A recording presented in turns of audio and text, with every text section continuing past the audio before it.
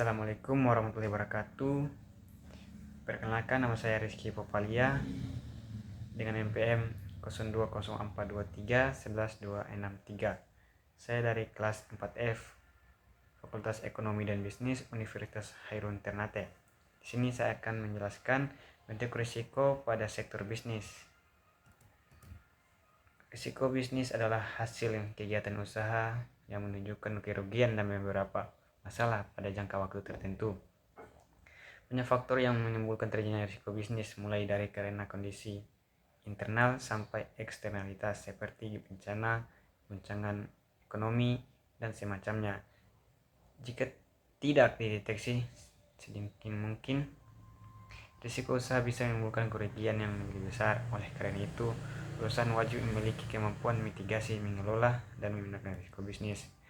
Adapun faktor penyebab timbulnya risiko bisnis, yang pertama itu masalah ekonomi. Adanya masalah ekonomi dalam suatu negara merupakan faktor penyebab timbulnya risiko bisnis dari pihak eksternal. Aktivitas usaha tidak lepas kaitannya dengan kegiatan ekonomi suatu negara.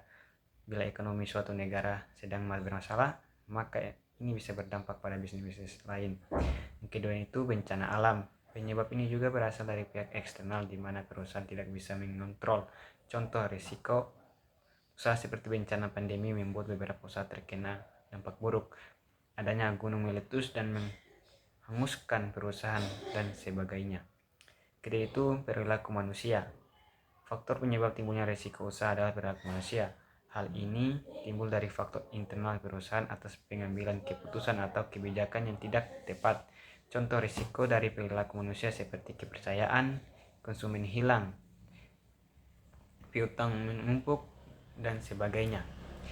Itu macam-macam risiko bisnis. Pertama itu risiko keuangan. Risiko keuangan adalah risiko yang berhubungan dengan menurunnya penjualan yang terus-menerus. Biasanya diakibatkan dari kondisi pasar yang tidak menentu. Bahkan dalam suatu yang buruk, usaha akan mengalami kerugian yang cukup besar. Jadi penting bagi berusahawan memiliki bagaimana cara meningkatkan produk penjualan dan bagaimana mempertahankan tingkat penjualan tersebut. Kedua, risiko permodalan. Risiko permodalan adalah suatu risiko yang muncul karena penjualan tidak kunjung meningkat sehingga menimbulkan kerugian. Jika usaha tidak dibangun terus-menerus mengalami kerugian, maka akan sulit untuk mengambilkan modal awal, bahkan tidak menutup kemungkinan modal perusahaan akan habis. Oleh sebab itu, seorang usahawan harus memperhatikan risiko permodalan ini.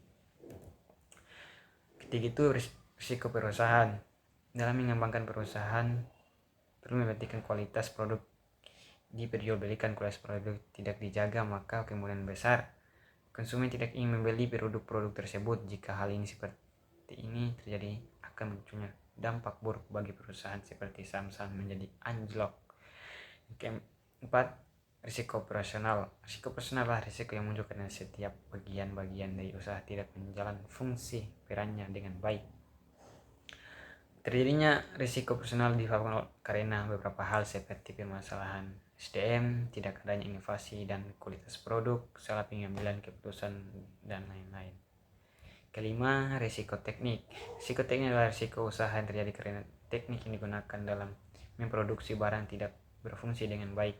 Oleh karena itu, pengecekan alat produksi dan kualitas SDM harus terus ditingkatkan supaya risiko teknik tidak terjadi. Keenam, risiko pasar. Risiko pasar adalah suatu risiko yang muncul akibat adanya perubahan zaman, baik itu gaya hidup pelanggan dan adanya produk baru yang lebih unggul. Maka dari itu sudah seharusnya kalau setiap perusahaan terus melakukan inovasi supaya bisa mengikut kondisi pasar dan dapat bersaing dengan produk-produk lain dari perusahaan. Baiklah, sekian dari saya. Wassalamualaikum warahmatullahi wabarakatuh.